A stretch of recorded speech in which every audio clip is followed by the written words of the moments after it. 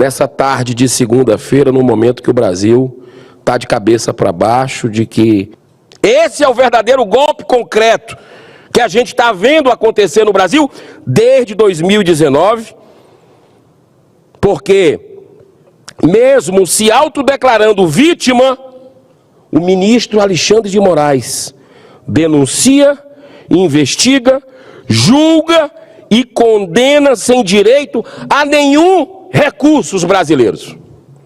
O último episódio em que a Polícia Federal pede o indiciamento de 37 brasileiros que poderiam estar envolvidos numa tentativa de elaboração de um plano estapafúrdio, que até táxi faltou para ser concluído. Olha que loucura, deixando claro que nós temos que repudiar qualquer ato de violência, qualquer, mas não se sustenta. Um plano para assassinar Lula, Alckmin e Alexandre de Moraes. Vai ter seu inquérito, adivinha por quem? Conduzido pelo próprio ministro Moraes. Ele que seria vítima nessa narrativa. Mas vem cá, depois dele ter citado seu nome por 44 vezes no texto que fundamentou as ações da Polícia Federal, é isso mesmo? Ou seja, são razões explícitas, repito, explícitas, para que fosse afastado do caso, como suspeito. O ministro ele não era para estar, era a última pessoa que era para estar vendo esse caso, num país sério, num país que respeita as leis do próprio país, da Constituição. Qualquer um dos 11 ministros do Supremo, os outros 10, poderia conduzir esse inquérito, menos ele. Mas aí o corporativismo chegou junto. Ali é tudo corporativismo. Você não vê voz dissonante. Você não vê. Isso é que deixa o brasileiro indignado. Você vê um Gilmar Mendes chegando e defendendo que tem que ficar na mão do ministro Alexandre de Moraes. Um negócio que não tem cabimento jurídico algum, porque ele se diz vítima. E reconhece claramente em entrevista, dando entrevista, sem ser nos autos, falando sem ser nos autos. Está tudo errado no Brasil, gente. Acorda, Brasil. Cadê o cidadão de bem desse país? Para escrever artigo, para se manifestar pacificamente nas ruas, para falar com as pessoas, exercer uma influência. Estão destruindo o Brasil, estão destruindo a nossa nação. Insegurança jurídica foi embora daqui a muito tempo. Isso vai emprego. Quem é que vai investir num país que tem uma pessoa que manda e desmanda com a caneta e ninguém faz nada? Senhor presidente, a mesma situação se deu recentemente com a explosão diante da estátua do STF. Aquele cidadão que no início se imaginou que era um suicídio, quero ver o relatório da Polícia Federal, porque quem entende um pouco de segurança, olhando as imagens divulgadas, vê que teve, muito provavelmente ali, um tiro. O senhor Francisco Vanderlei Luiz, uma pessoa que claramente você vê que tinha problemas mentais. Aí já no dia seguinte daquele triste episódio, o ministro publicamente manifestou sua opinião afirmando que esse não era um caso isolado, mas vinculado aos atos do dia 8 de janeiro. Ele já faz o pré-julgamento, já julga com o pacote todo, de acordo com a sustentação de uma narrativa que não para em pé, jogando luz para a gente buscar a verdade. Quem errou tem que ser punido. Quem errou tem que ser rigorosamente punido, mas dentro da lei. Ou seja, ele faz um pré-julgamento público do acontecimento, ferindo frontalmente as bases do ordenamento jurídico brasileiro, em que um juiz deve ser absolutamente imparcial e só pode se manifestar nos autos. Mas mesmo assim, o presidente Luiz Roberto Barroso, sempre ele, novamente o indicou para conduzir mais esse inquérito. Eles estão fechadinhos ali. E os outros 9 ministros? Será que nenhum deles teria a devida competência? Na relação dos 37 indiciados, alguns casos chamaram muita atenção. Atenção, Brasil.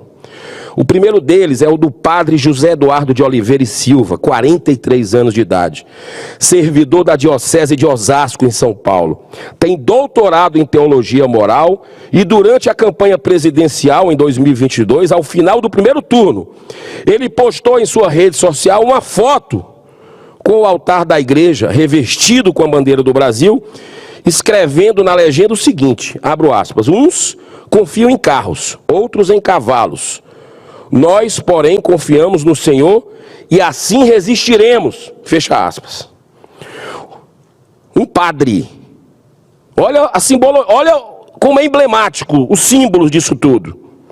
O segundo caso é do empresário Carlos César Rocha, engenheiro e presidente do Instituto Voto Legal, que atuou na fiscalização das eleições de 2022. É autor de um relatório onde questiona a segurança das urnas. Está proibido questionar coisa nesse país? Está proibido? O terceiro é do empresário e consultor político Fernando Cerimedo, da Argentina. Também produziu um relatório onde aponta para um risco de fraude nas urnas eletrônicas. Eu repito, está proibido questionar? No mundo todo se questiona. Estados Unidos foi questionado pela direita, pela esquerda, durante tanto tempo. Agora está proibido, é um túmulo. Que democracia é essa que você não pode questionar? O quarto caso é de um jornalista. Olha outro símbolo, olha outro fato emblemático. Jornalista exilado nos Estados Unidos, Paulo Figueiredo, que recentemente teve uma participação muito importante numa audiência pública no Congresso norte-americano com deputados. Eu estive lá, nessa audiência. Deputados de um lado e de outro. Dentre as inúmeras denúncias de violação à liberdade de expressão no Brasil, Figueiredo é um dos principais alvos da perseguição política feito por Alexandre de Moraes no inquérito da fake news. Virou política, tudo é política, é um tribunal político, claro. O presidente vai, nós derrotamos o bolsonarismo. Perdeu, mané. Quem é que diz isso? É político. Pode ser um político frustrado, mas está fazendo no lugar errado a política dele. Tira a toga, vem para a eleição. Isso é legítimo, isso é respeitar o seu país, o seu povo. As leis. Para tentar entender o que está acontecendo no Brasil, imaginemos a seguinte situação, presidente. Um cidadão vai até um mercado e pede 1 quilo de arroz. Ao receber o produto, desconfia do peso e pede nova verificação. Mas o dono do mercado decide chamar a polícia, alegando que o cidadão cometeu grave crime de fazer um questionamento. Não pode mais questionar no Brasil? É essa a lógica de uma democracia? Ou é a lógica de uma ditadura que censura as pessoas, que vai atrás, que persegue até deputado federal e senador, porque tem um aqui que está sem rede social, está com uma multa de 50 milhões, está sem salário, está sem passaporte. Isso é uma vergonha para o Brasil. A gente fala isso em outros países. Os parlamentares não acreditam o que está acontecendo aqui no Brasil. Mas água mole em pedra dura, tanto bate até que fura. A verdade vai vir. E esses que estão calados, diante de todos esses abusos, os seus filhos, seus netos, a história vai mostrar a violação de direitos humanos que está acontecendo aqui no nosso país, que tem até direito a um brasileiro morto sob a tutela do Estado.